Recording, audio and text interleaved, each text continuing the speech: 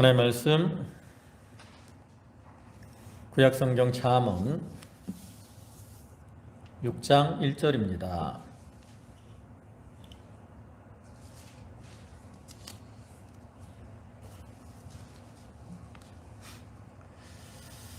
잠언 6장 1절 구약성경 페이지로는 916조 1절부터 16절까지 말씀입니다. 11절까지 말씀입니다. 한 절씩 교독하겠습니다. 내 아들아, 내가 만일 이웃을 위하여 담보하며 타인을 위하여 보증하였으면 내 입의 말로 네가 었으며 내 입의 말로 인하여 잡히게 되었느니라. 내 아들아, 내가 내 이웃의 손에 빠졌은즉 이같이 하라. 너는 곧 가서 겸손히 내 이웃에게 간구하여 스스로 구원하되 내 눈을 잠들게 하지 말며 눈꺼풀을 감게 하지 말고 노루가 사냥꾼의 손에서 벗어나는 것 같이 새가 금을 치는 자의 손에서 벗어나는 것 같이 스스로 구원하라. 게으른 자여 개미에게 가서 그가 하는 것을 지혜를 얻으라. 개미는 투령도 없고 감독자도 없고 통치자도 없으되 먹을 것을 여는 동안에 얘기하며 추수 때의 양식을 묻는다. 게으른 자여, 내가 어느 때까지 누워 있겠느냐? 내가 어느 때에 잠이 깨어 일어나겠느냐? 좀 더 자자, 좀 더 졸자, 숨을 모으고 좀 더 누워있자. 11절은 다 같이 봅니다. 내 빈궁이 강도같이 오며 내 곰핍이 군사같이 이르리라. 아멘.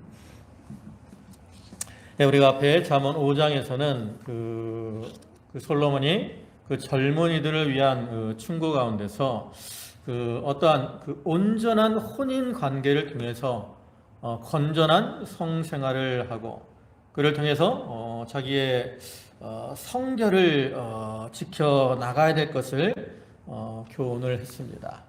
그리고 이어지는 이 6장에서는 우리가 살아가면서 부딪히게 되는 여러 가지 문제들에 대해서 어떠한 방법으로 이를 처리하는 것이 지혜로운 삶인가, 이것을 교훈하고 있는 말씀이죠.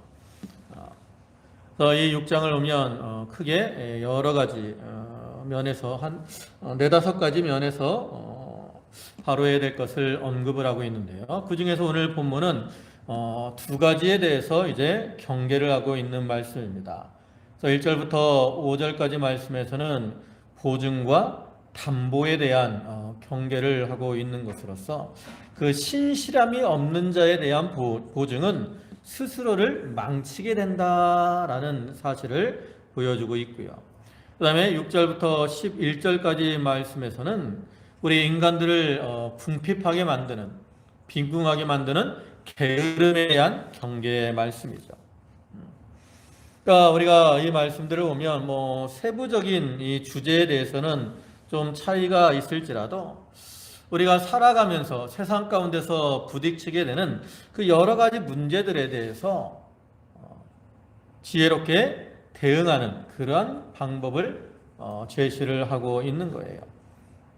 그리고 이러한 방법들은 우리가 인간의 어떤 지혜, 인간의 생각을 따라 행함으로 그 문제들이 해결되는 것이 아니라 좀 더 하나님의 뜻을 찾고 하나님의 뜻에 맞게 생활을 할 때 우리가 사람들에게도 바로 할 수 있고 또한 하나님과 더욱더 친밀한 관계를 이루게 됨을 교훈을 하고 있는 거죠. 참으로 오늘날 우리가 살아가는 이 세상은 죄악이 관영한 이러한 세상입니다. 그래서 우리가 잘못된 길로 걸어가다 보면 실패하기가 쉬운데 그렇다고 해서 우리가 천국을 향한 소망을 가지고 산다 그래서 우리가 이 세상에서 삶을 안 하고 살아갈 수는 없다고. 우리가 영적으로는 이 천국을 향한 소망을 가지고 살아야 되지만 육신적으로는 우리가 이 세상에서 또 사람들과 어울려 살아야 되는데 그러한 관계 속에서도 우리가 어떠한 그 세상에서 삶을 소홀히 하지 말고 하나님이 주시는 지혜를 따라 바른 길을 걸어감으로써 세상에서의 소금과 빛으로서의 사명을 감당하는 이러한 자들이 되어야 되는 거예요. 우리가 이 말씀을 통해서 우리가 그 삶 속에서 우리가 행해야 될 것은 무엇이고 금해야 될 것들은 무엇인가, 좀 이런 것들을 살펴보고 하나님이 보시기에 합당한 모습으로 살아가는 그러한 자들이 되도록 해야 되겠습니다. 오늘 본문은 강해서를 보면 크게 6대지로 나누고 있습니다.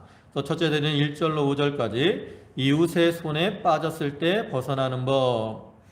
그 다음 둘째 대지는 6절로 11절 게으른 자는 개미에게서 배우라. 그 다음 셋째 대지는 12절로 15절 불량하고 악한 자는 반드시 패망함. 그 다음 넷째 대지는 16절로 19절 하나님이 미워하시는 것 6, 7가지. 그 다음에 다섯째 대지는 20절로 24절 부모의 명령을 지키는 자는 보호를 받음. 그리고 마지막 여섯째 대지는 25절로 35절 여자의 호리는 말에 빠지면 망함. 이러한 내용들입니다. 이제 1절부터 보시면 내 아들아 내가 만일 이웃을 위하여 담보하며 이 타인을 위하여 보증하였으면 내 입의 말로 내가 얽혔으며 내 입의 말로 인하여 잡히게 되었느니라.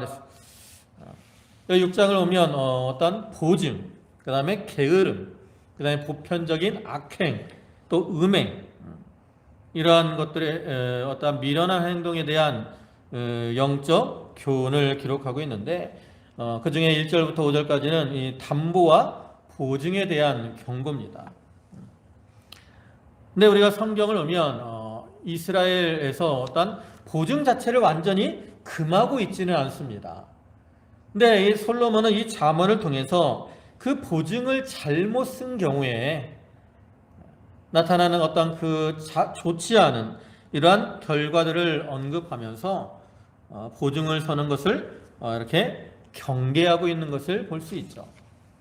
그래서 우리가 잠언 11장 15절의 말씀을 보면 타인을 위하여 보증이 되는 자는 손해를 당하여도 보증이 되기를 싫어하는 자는 평안하니라 그랬습니다. 또 17장 18절에서도 지혜 없는 자는 남의 손을 잡고 그의 이웃 앞에서 보증이 되느니라 그랬고요. 또 26장 26절과 27절에서는 너는 사람과 더불어 손을 잡지 말며 남의 빛에 보증을 서지 말라. 만일 갚을 것이 내게 없으면 내 놓은 침상도 빼앗길 것이라. 내가 어찌 그리 하겠느냐.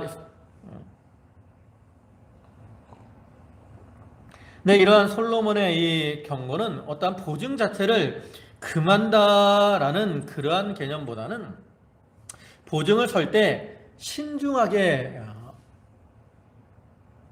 행해야 될 것을 가리켜요.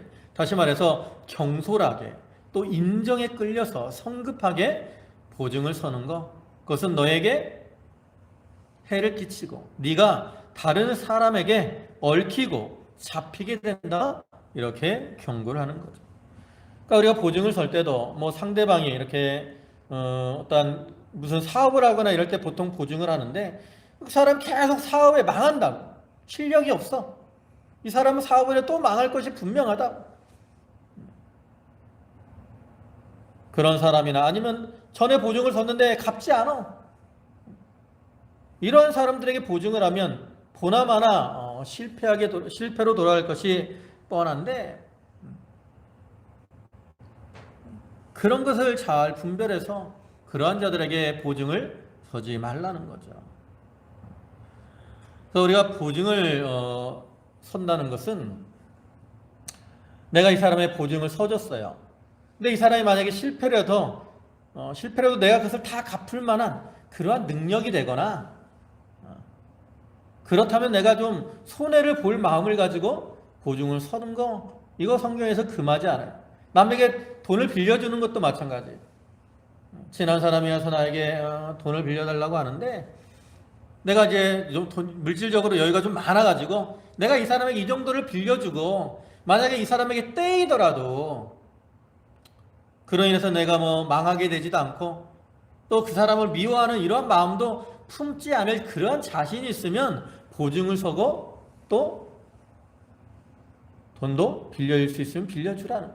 반면에 내가 이 사람에게 보증을 한 것이 나에게도 무리가 되고, 만약에 그 사람이 실패하게 되면 자기도 이렇게 망하게 될 것 같으면 무리하게 보증을 하지 말라는 거죠. 성경을 보면 원래 히브리인들의 법에 의하면, 우리나라 법도 그렇지만 이 채무자가 빚을 졌는데 그 빚을 갚지 못하면 보증인에게 이제 그 빚이 전가가 되고요. 그래서 그 보증인이 이제 자기가 그 능력으로 빚을 다 갚아줄 수 있으면 상관이 없지만, 만약에 그 빚을 갚을 능력이 안 되면 그 사람의 재산을 이제 채무자가 어떻게 해요? 압류를 하게 되잖아요. 그래서 아까 거기 잠언 26장 26절 27절에서 말씀한 것처럼 심지어는 무엇까지도 압류를 당해요. 침상까지도 빼앗기게 된다. 근데 침상이나 옷 이런 것들은 유대인들에게서는 가장 어떤 생활에 필요한 것들을 가리키거든요. 저렇게 생활에 필요한 것들까지 다 빼앗기게 되는 그러한 처지가 된다라는 거죠. 그러한 것은 바로 내 입의 말로 인해서 내가 얽히게 되는 것이고, 또 내 입의 말로 인하여 내가 잡히게 되는 것이다. 이렇게 솔로몬은 말하면서, 그러니까 이 보증을 쓸 때 함부로 서지 말고 잘 확인하고 신중하게 해야 될 것을 말하는. 그리고 이어서 3절에서는 내 아들아 내가 내 이웃의 손에 났은즉 이같이 하라. 너는 곧 가서 겸손히 내 이웃에게 간구하여 스스로 구원하되 내 눈을 잠들게 하지 말며 눈꺼풀을 감기게 하지 말고, 노루가 사냥꾼의 손에서 벗어나는 것 같이 새가 금을 치는 자의 손에서 벗어나는 것 같이 스스로 구원하라. 그리고 이제 만약에 보증을 섰을 때 그 결과가 좋지 않아서 이제 자기가 빚을 갚아줘야 할 때, 그때는 이제 어떻게 해야 되느냐? 이제 그것을 설명하는 거예요. 그래서 먼저 내가 이웃의 손에 빠졌은즉 너는 곧 가서 겸손히 내 이웃에게 간구해서 스스로를 구원하라 그랬어요. 내가 다른 사람의 보증을 서줬는데 그 사람이 이제 망해가 실패를 해갖고 내가 그 빚을 갚아줘야 되는데, 내가 그것을 갚을 어떤 능력이 없거나 그럴 때, 그렇다 해서 그 채무자 그 사람과 강하게, 그 사람 강팍하게 그 사람과 싸우고 다퉈서는 자기에게 유익이 없다라는 거죠. 그때는 이렇게 좀 겸손하고 부드러운 말로 그 채무자에게 좀 부탁을 잘해서 관용을 이렇게 베풀도록 요청을 하라는 거예요. 그러니까 당장에 이렇게 침상이나 옷까지 빼앗아 가지 않도록 좀 부드러운 말로 하면 채무자도 그 사람의 입장을 생각해서 좀 기한을 연장해 주거나, 이렇게 해서 내가 보증을 섰더라도 좀 그것을 갚아 나갈 수 있는 이러한 유예를 받을 수 있잖아요. 근데 그렇게 하지 않고 그 사람에게 악한 말로 사나운 말로 하게 되면 채무자도 자기도 손해 본 거니까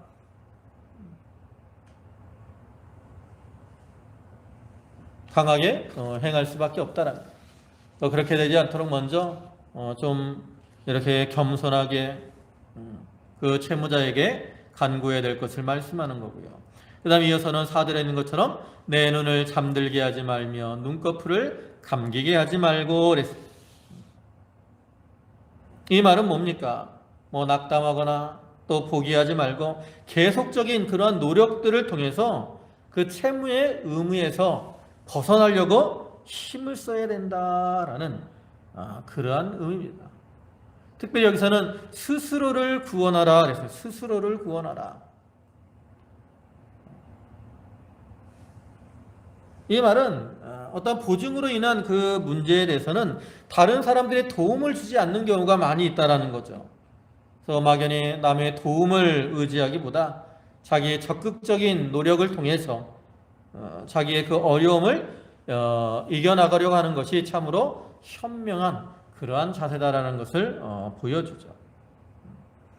그러니까 보증을 서지 않는 것이 가장 좋지만, 이와 같이 보증을 잘못 써서 이제 이웃의 손에 빠졌을 때는 그렇다고 해서 낙심하거나 체념하지 말고,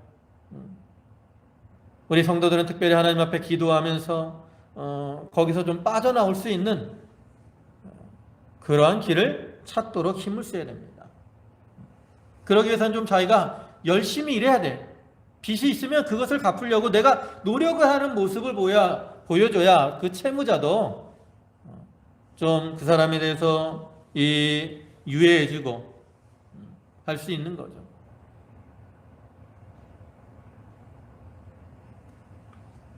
빚이 있으면서 자기가 할 거 다 하고 게으르고 나태한 모습으로 행하면 채무자가 기다리기가 어렵다. 그러니까 자기의 빚을 갚기 위해서는 좀 자기가 부지런하고 열심히 일을 하면서 그것을 갚아 나가야 된다라는.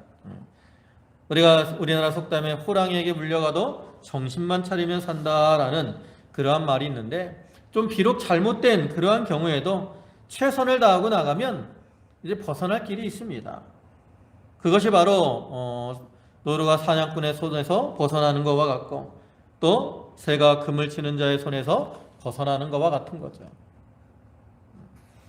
그래서 이러한 보증에 대한 그러한 경고를 하고 있고요. 그 다음에 6절부터 보시면 6절에 게으른 자여 개미에게 가서 그가 하는 것을 보고 지혜를 얻으라. 개미는 두령도 없고 감독자도 없고 통치자도 없으되 먹을 것을 여름 동안에 예비하며 추수 때에 양식을 모으느니라.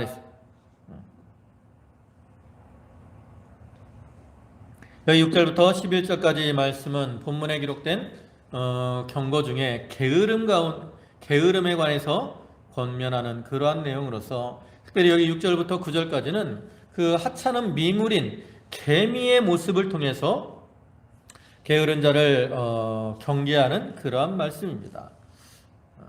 사실 개미라는 그 곤충은 아주 작고 연약하고 보잘것이 없는 그러한 곤충이지만, 참 이 겨울을 내다보고 미리 양식을 저장하기 위해서 부지런히 일을 하죠. 그러한 개미의 모습처럼 우리가 현재 어떤 평안한 생활에 만족해서 거기서 이렇게 나태하고 안일하게 이렇게 지내지 말고, 평안할 때 부지런히 또 성실하게 근면한 이러한 생활을 해야 될 것을 가리키죠. 또 잠언 30장 25절에서는 거기 오면 지혜로운 것이 뭐 서너 가지니 그러면서 이렇게 말을 해요. 곧 힘이 없는 종류로되 먹을 것을 여름에 준비하는 개미와, 이렇게 여름에 먹을 것을 준비해서 겨울을 나는 그 개미를 지혜롭다라고 말을 하는 거죠. 사실 이 개미라는 곤충은 동서고금을 통해서 근면과 성실함의 표본으로 인식이 되어 왔습니다. 그렇기 때문에 하나님께서도 이와 같이 개미를 통해서 게으른 자를 교훈하고 있는 거예요. 여러분, 게으르다는 것은 마치 썩은 나무와 같아서 아무 쓸모없는 것이고요. 하나님은 그러한 게으른 자를 어떤 자라고 말씀을 합니까? 악한 자다라고 하나님이 책망을 하시죠. 마태복음 25장을 보면 우리가 잘 아는 달란트 비유의 말씀이 나오는데, 주인이 종인들에게 5달란트, 2달란트, 1달란트를 맡기잖아요. 그때 5달란트 맡았던 자와 2달란트 맡았던 자는 바로 가서 그것으로 장사하여 5달란트와 2달란트를 더 남겼다라고 말합니다. 이와 같이 바로 가서 그것으로 장사하는 이 종들의 모습은 참으로 착하고 부지런한 그러한 모습, 참으로 하나님이 기뻐하시는 종의 모습을 보여주는 거죠. 반면에 1달란트 받았던 그 종은 어떻게 행동을 합니까? 그 종은 그것을 땅에 묻어두었다가 주인이 올 때 그것을 다시 파서 1달란트만을 가지고 주인에게로 나아가죠. 그러한 1달란트 맡았던 종의 모습을 보고 주인이 무엇이라고 말을 합니까? 악하고 게으른 종이다라고 책망을 하고 있는 것을 우리가 볼 수 있죠. 그러니까 이와 같이 게으른 것은 악한 것이고 악한 자들은 게으르게 행동을 한다라는 거예요.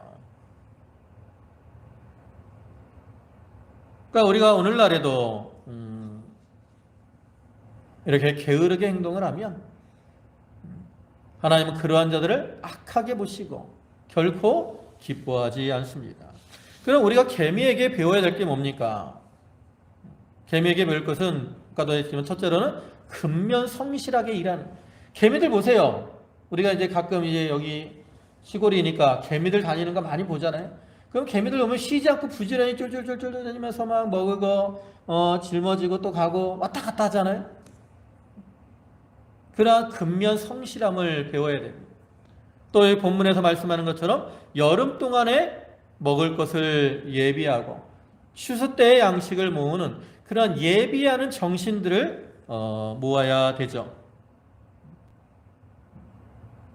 그다음 또 우리가 배워야 될 것은 뭐냐면 개미에게서는 이렇게 어떤 수동적으로 일을 하는 것이 아니라 능동적으로 일하는 그러한 모습을 배워야 됩니다. 이 본문을 보면 개미는 두령도 없고 감독자도 없고 통치자도 없으되 그랬어요. 이 말은 뭡니까? 개미는 뭐 두령이 시켜서 또 감독자가 시켜서 통치자가 시켜서 일을 하는 게 아니라는 거예요. 우리가 개미들 보면 물론 여왕개미가 있고 숫개미가 있고 그 다음 병정개미가 있고 일개미 이런 격차들은 있어요. 네, 여왕개미는 여왕개미로서 일을 하는 거예요. 숫개미는 숫개미로서 일을 하는 거예요. 병정개미는 병정개미로서 일을 하고 일개미들은 일개미로서 일을 하는 거지 뭐 여왕개미가 이 일개미를 막 시키니까 일하는 게 아니라는 거예요.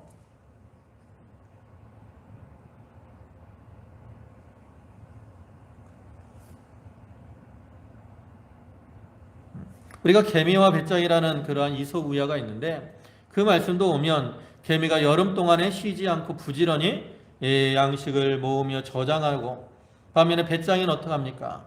여름에 일하지 않고 노래만 부르면서 놀다가 이제 겨울이 오니까 먹을 것이 없어서 고통을 당하는 걸 볼 수 있죠.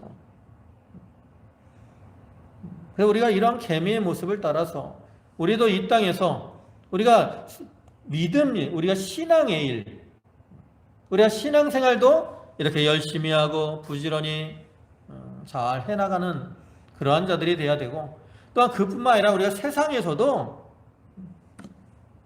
자기에게 주어진 그 일들, 맡겨진 일에 열심을 다해야 됩니다. 우리가 신앙에 있어서 이렇게 평소에 자기의 신앙을 잘 지키고 부지런히 일을 잘 해나가야 나중에 환난의 때, 겨울과 같은 환난의 때가 닥쳐올 때 그 환난을 이겨나갈 만한 그러한 실력을 얻을 수가 있습니다. 배짱이와 같이 평안할 때 예비하지 않으면 예비하지 않고 세월을 허비하게 되면 환난이 올 때 넘어지고 실패할 수밖에 없어요. 우리는 늘 하나님 말씀을 배울 기회가 있을 때 하나님 말씀을 부지런히 배우고 그것을 자기의 양식으로 영의 양식으로 준비를 잘 해나가야 됩니다. 그러한 자들은 그 슬기로운 다섯 처녀가 등불과 기름을 잘 준비해서 환난의 밤이 왔을 때 그때 등불을 켜고 신랑을 예비한 것처럼 오늘날 우리들도 환난의 밤이 닥쳐오더라도 믿음에 넘어지지 않고 그 밤을 잘 이겨 나갈 수가 있는 거죠.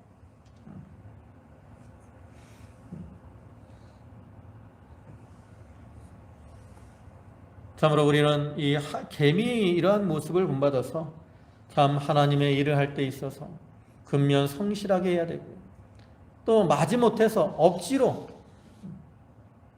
이렇게 수동적으로 남들이 시키니까 목사님이 시키니까 장로님이 시키니까 또 남들이 보니까 마지못해서 일을 하는 것이 아니라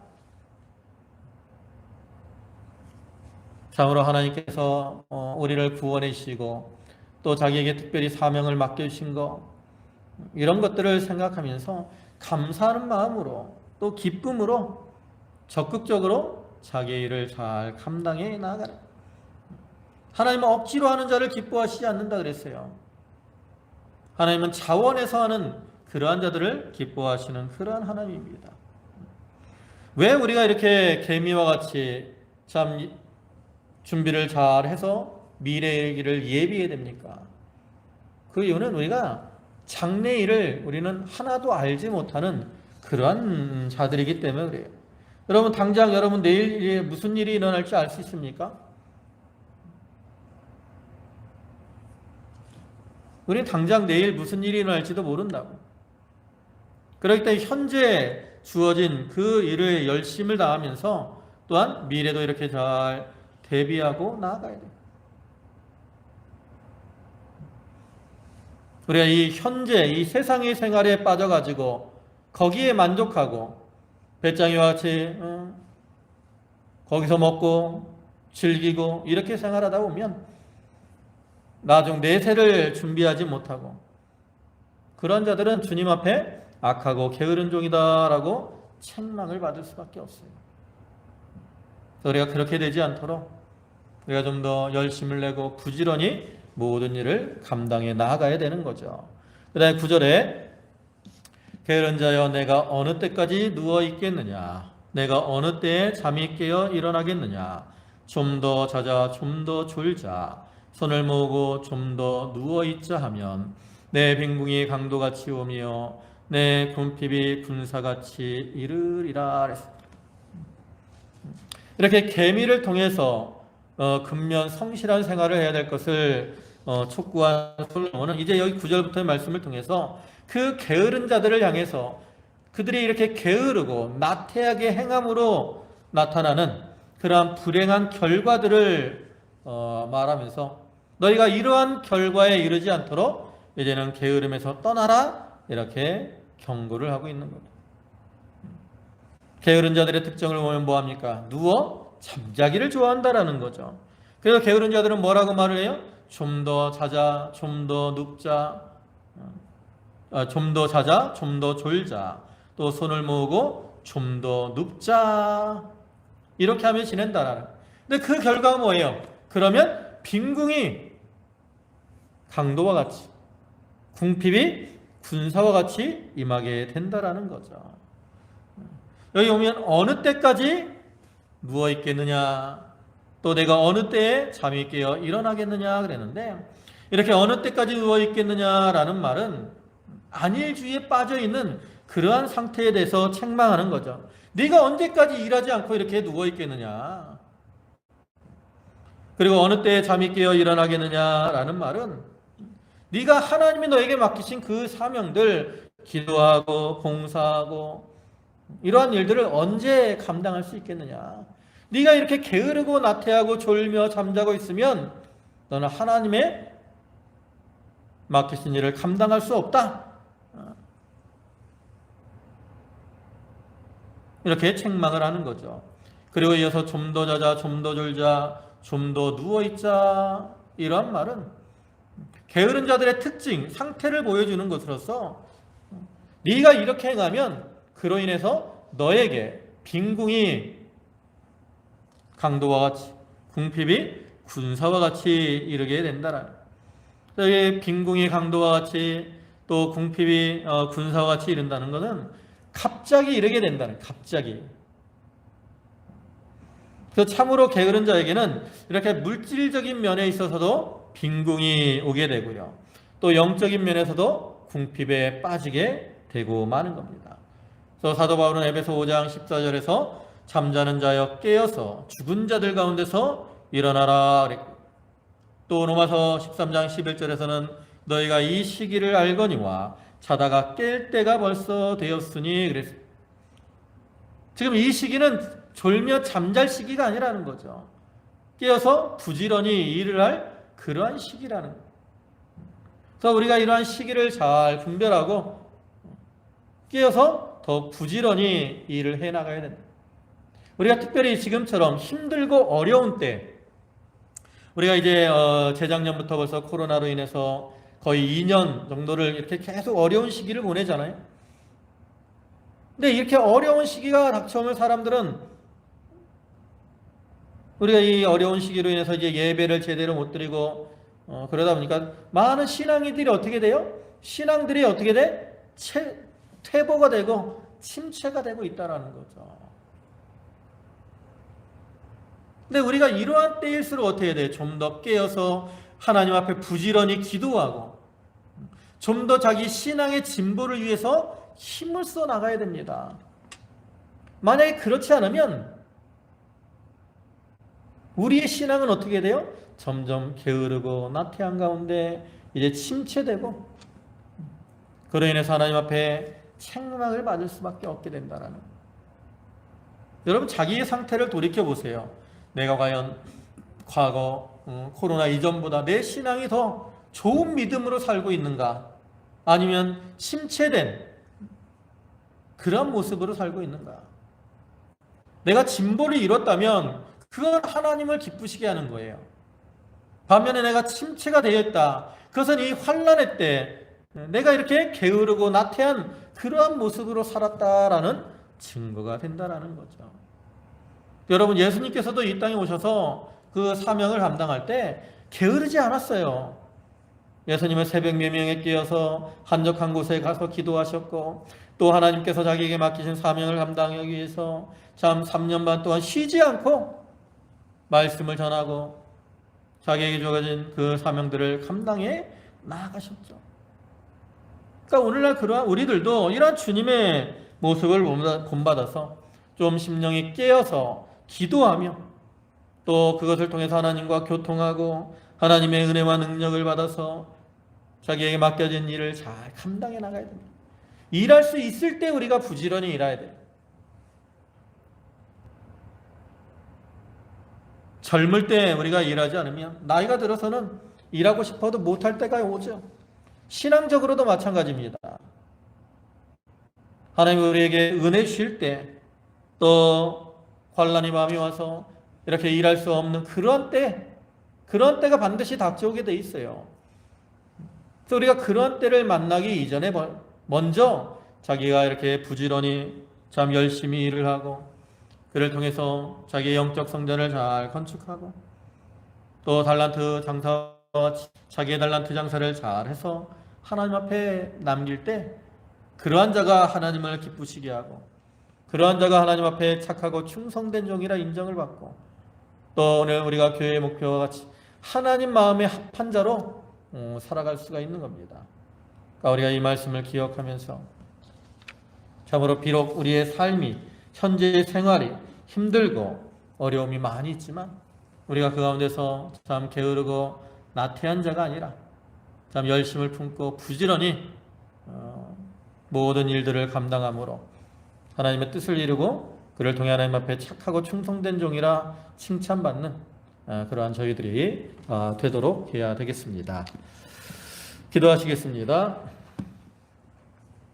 만유의 주가 되시고 은혜와 사랑과 긍휼이 풍성하신 주님,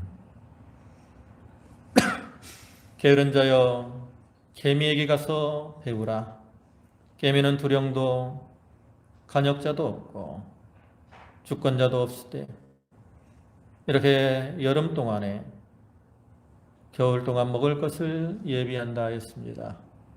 아버지 하나님, 우리가 게으른 자가 되어서 좀 더 잡자, 좀 더 졸자, 좀 더 눕자 하며 이렇게 생활하고 있지 아니한지 자기를 돌아보게 하시고 아버지 하나님, 우리가 참 하나님이 원하시는 이러한 모습으로 근면 성실하며 또 자원하는 마음으로 자기에게 맡겨진 모든 일들을 잘 감당함으로 하나님을 기쁘시게 하여 하나님 앞에 착하고 충성된 종이라 칭찬받는 저희 모든 성도들이 되게 하여 주시옵소서.